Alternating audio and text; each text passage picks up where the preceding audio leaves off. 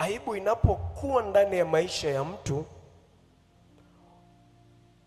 umfanya awe kama mtumwa.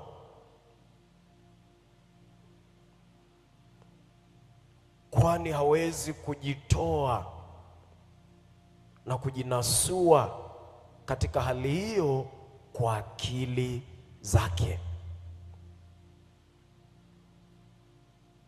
Hali hii ya aibu inapokuwa ndani ya maisha ya mtu inamfanya mtu kuwa kama mtumwa. Kwa nini? Kwa sababu hawezi kujitoa wala kujinasua kwa akili zake.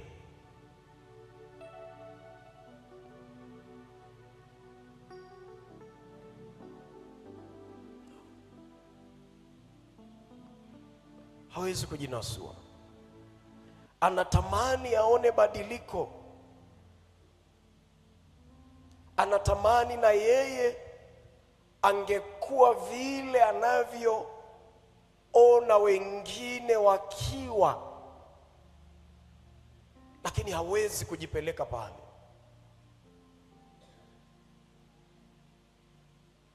Iko hivi,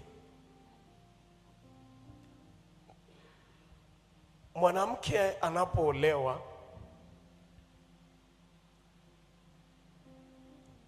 kwa kadiri anavyoishi kwenye ile familia baada ya kuolewa,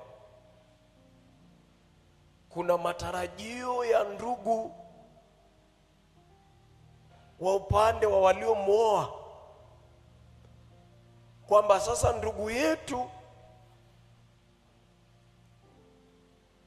kuna kitu kitaongezeka kwake,